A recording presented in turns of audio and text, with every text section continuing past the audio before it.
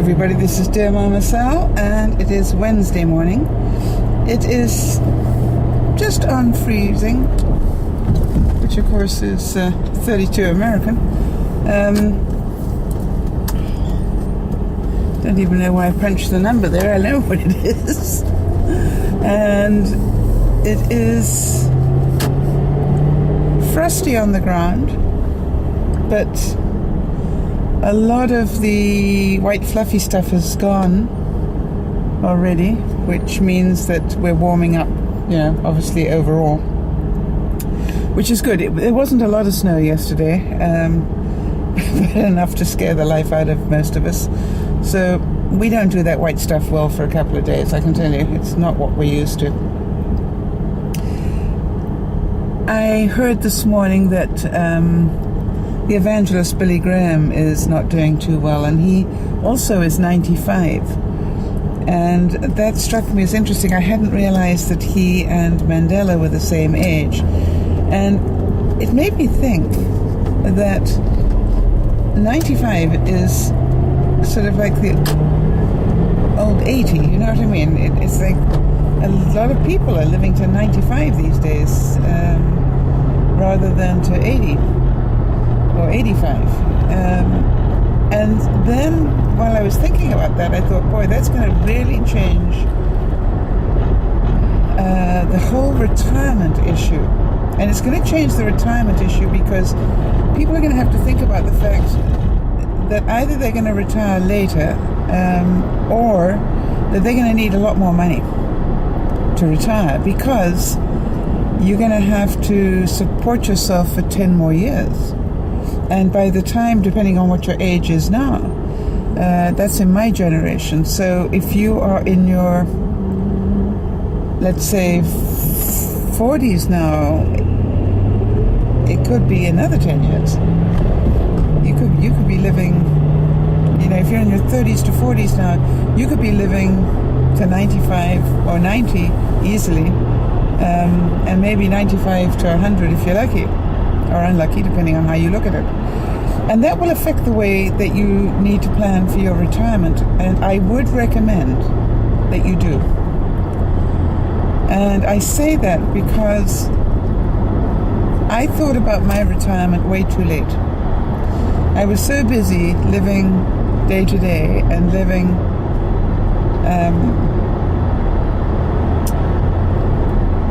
how can I word that? Living as an entrepreneur. And then I had savings, but I got sick and had to spend my savings. You know what I mean? So there were a lot of issues that went around that.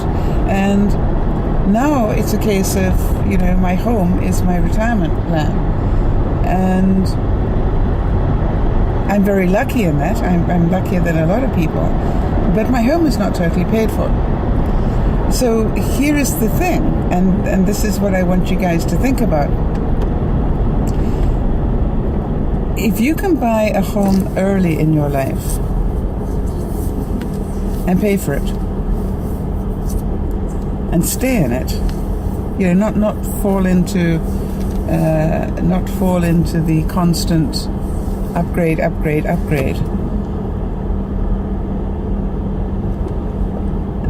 I think the people that have done really well in life are the ones that literally did that. Maybe they bought a house which when they were in their 20s or 30s, cost $60,000 in their money, and is worth probably close to $500,000 today. So you got to think about that if you're in that age group, which is what can you buy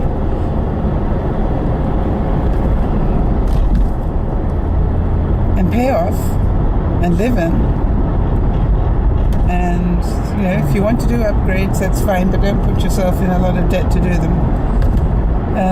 Anyway, because if you do that, then you will guard against inflation and your ability to retire.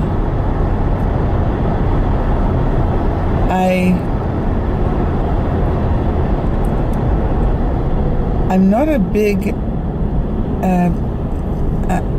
person in terms of understanding all this stuff. I've got to be quite honest. And people have said to me, oh, why don't you reverse mortgage your house? Well, I don't know about anybody else. I don't know if you know anybody who's done it, but every story I heard about anybody who did that, it was pretty scary. I heard one person actually lost their house because they reverse mortgaged it, and I can't remember why. But here is the other thing, is that once you do that, you're losing the interest on your house. You're losing the I believe you're losing the increased value. So all these things are things you sort of think about. And I know that I have enough viewers in the age group where you're getting to start thinking about retirement, and I just wondered how you guys are doing, and whether any of you have any advice for the young people that are viewing, because I'm sure that there are a lot of people out there that have a lot of really neat things that they did and that worked for them. And one of the things I would really like us to do is to make sure that we pass our wisdom on to the younger viewers that may be watching. Because if young viewers are watching DearMamaSal, it's because they want to learn stuff. Well, and they want to laugh at my doofus reports. I know that too.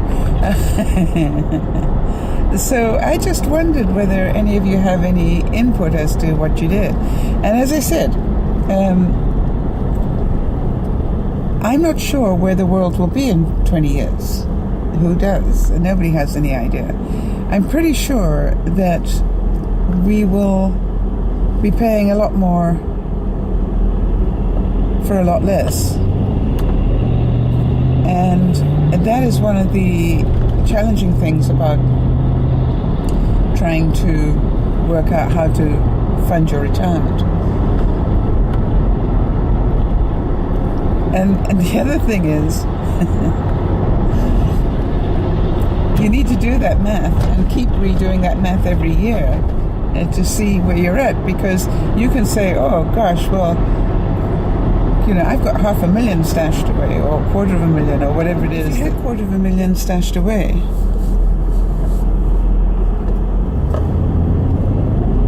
how long would that last you? Let's just even say at today's prices.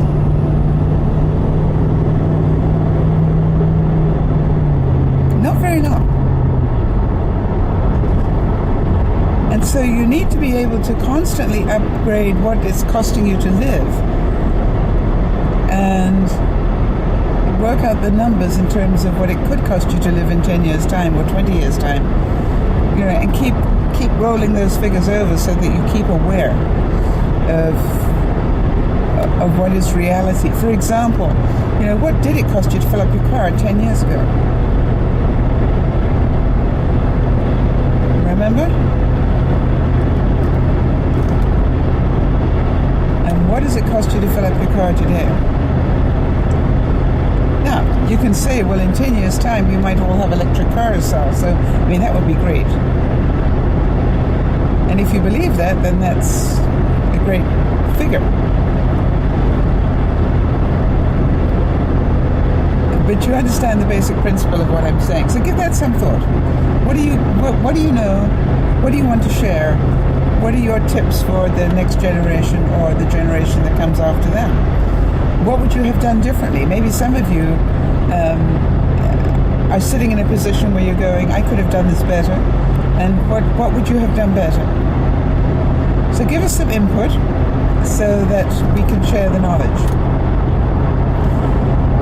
But again, I was just thinking it's incredible that we've had two world leaders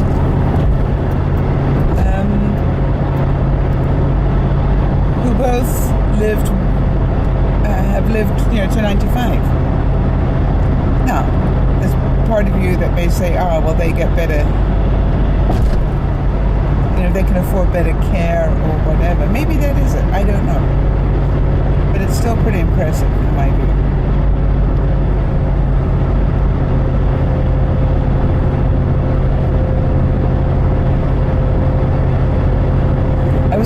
thinking, it's funny how you do that. I was thinking about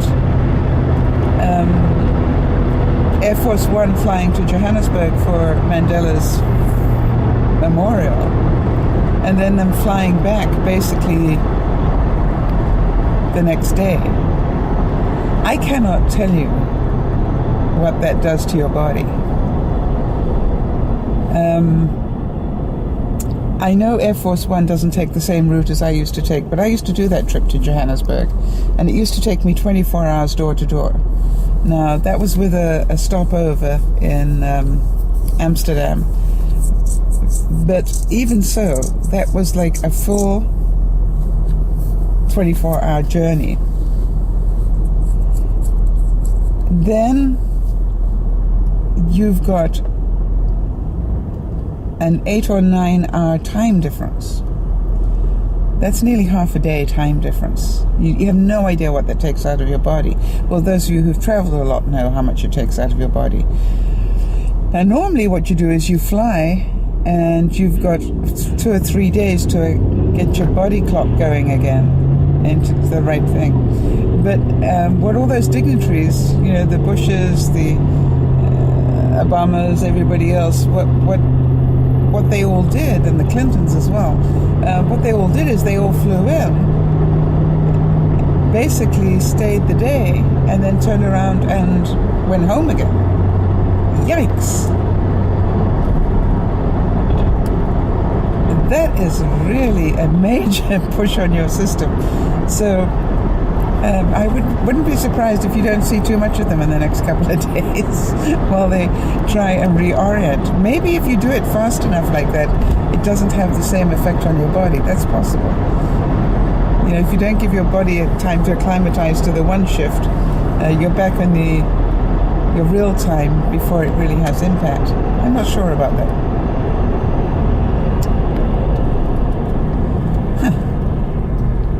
Interesting to know that. Anybody done it? If any of you have done that, where you've flown somewhere, changed time zones that quickly, let's say for a minimum of 6 hour time difference, and then turned around and flown back again, it would be interesting to know. Anyway, couldn't help but thinking, yikes. From my experience of long distance travel, that is quite something to do. And I wouldn't want to be doing it, let's put it that way, especially at their age. But there were some really fun pictures, I thought, of traveling in Air Force One, and with everybody in their sweats and looking so comfortable.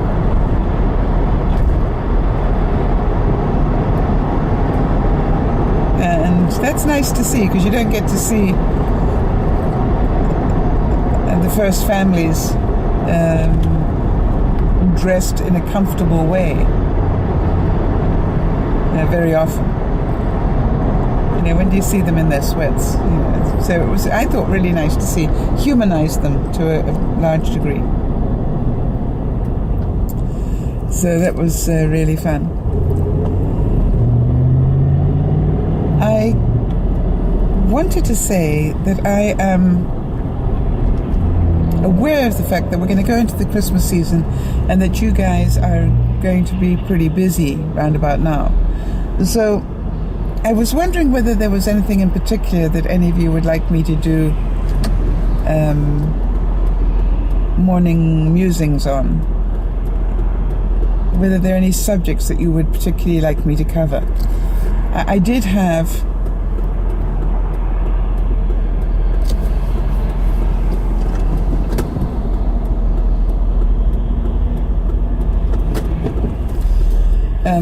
one person make a special request, but if any of you are feeling the pressure or feeling pressure from some other thing that's going on in your life, and you would like me to sort of address any issues, please let me know. It's really important for me that I do cover the stuff that you would like me to be covering. I'm actually busy fighting with myself because I seem to have dropped the ball on a lot of issues for myself. I seem to have been so busy that I have not really concentrated on the Battle of the Bulge, or Bulges in my case. I'm still down, don't get me wrong. I still am down overall about 3 pounds. But I'm not doing anything to help myself. And that sort of makes me a little bit angry. And then last night when I got home from work, I didn't care how tired I was, and I was very tired. It was just like, no, I am going to spend an hour doing Christmas decorations, because if I don't, there won't be any. And it took a lot of self-talk to just make me concentrate and do that, rather than crawl to bed, which is what I wanted to do, because I was so tired. But I did get the tree done, and so that's a good start. And tonight I'm going to be doing the staircase and probably the dining room table. And basically that's what I do. That's it. The outside lights are up and on. So that's good. But I really don't do a whole lot more decorating than that. It's just enough that it looks the part, if you know what I mean. And so I just wondered how everybody else is doing with their Christmas decorations. Or am I the only one that's sort of struggling to get them done? I can't believe that. I can't believe that you're all perfect. I can believe it of a few of you, but not all. And of course, I've systematically managed to break nails. Broke another one yesterday. Can you believe it? And there's no way that's growing by Christmas. So on this hand, I've only got 2 nails left, which is enough for me to say, should I be cutting them? So I cut all these back last night.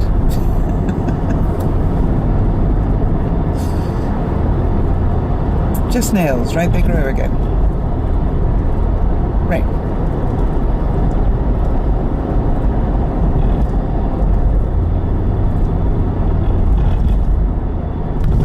I'm just looking at, everything seems very quiet this morning. No traffic. Very little traffic. Enough that I'm sort of looking at the clock going, am I way too early or way too late? But I don't seem to be either of those, and yet it seems very quiet everywhere.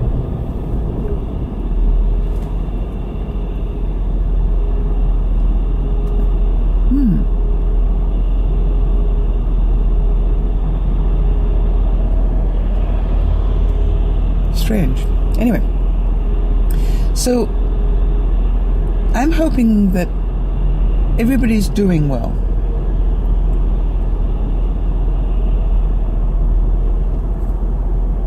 And I'm also hoping that you are pacing yourself well.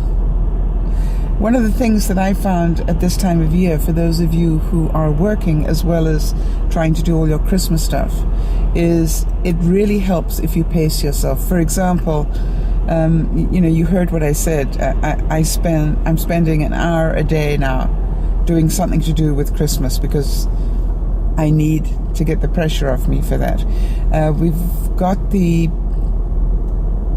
We sat down and looked at what we're going to bake and did the shopping list for that. So that's going to be another 1 hour trip, is to go quickly pick up all the ingredients for the baking, so we can do some of that maybe this weekend.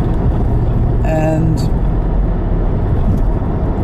so one of the things I would recommend for those of you who maybe drive to work every day and so forth is the shops are opening later now already. Well, they are here in Canada. So it's almost worth,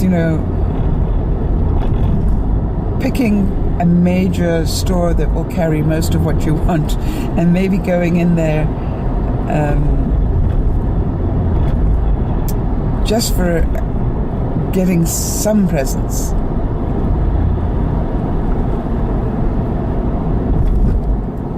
Just say to yourself, okay, I'm allowed 1 hour to go in there and quickly pick up some presents. Maybe it's the stocking stuffers, maybe it's the present for one person that you need. Just knock something off the list. And it's easiest to do it on your way home, because you haven't got to make a special trip. You're already traveling that way. You know what I mean? Just divert to wherever the store is and go do that.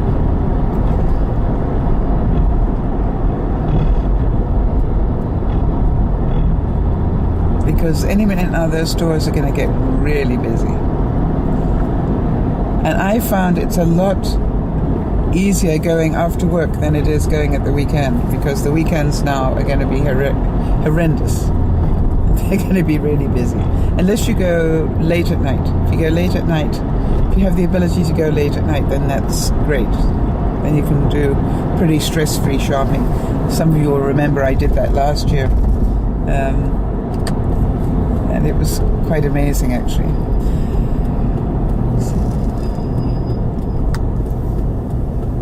It's a funny day. It's not too cold.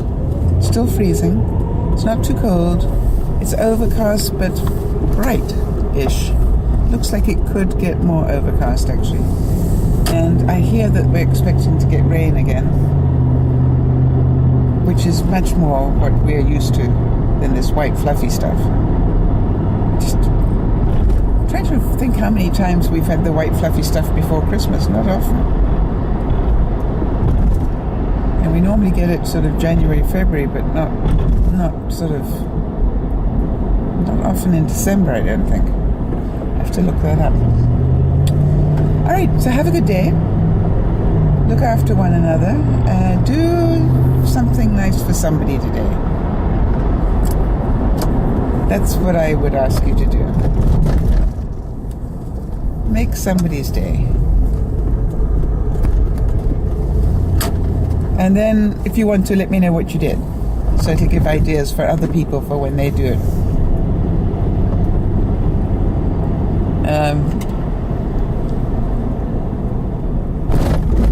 I don't care if it's a smile to somebody. Maybe you want to open the door for somebody of my age, or compliment somebody that you don't normally compliment. Do something. It'll make you feel good.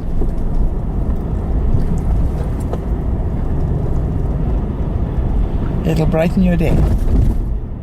And if you're really lucky, they'll pay it forward.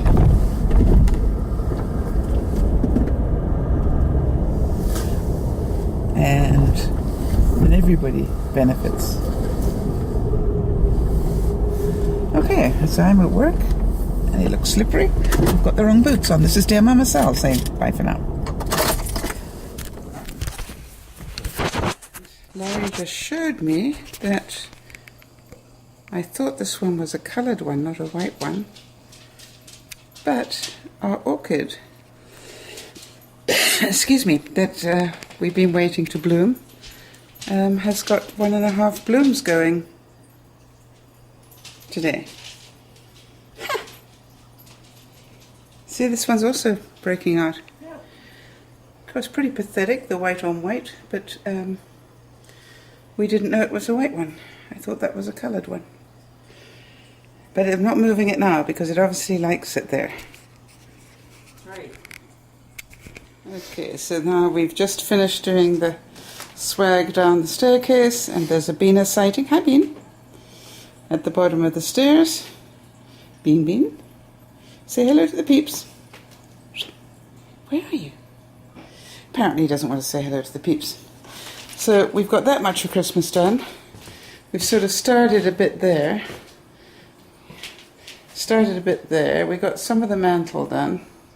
Sort of looks like we care. Then there's a little bit on the table and the tree. bring your ball. Okay, so you have to understand I don't do Christmas particularly well, so this is just an effort. Yes, Bean Bean. What? He's going to stay at the bottom of the stairs. Yeah, okay. No, we're thinking about maybe not. No. Ethan, where's your ball? Bring your ball. Where's your ball, Bean? Go get your ball. Where's your ball? Is he doing that face? He's got the ball, he's got the flubber on the bottom step, and that's as far as it's going, apparently. Wow. Okay, Bean, whatever works for you. Goodbye.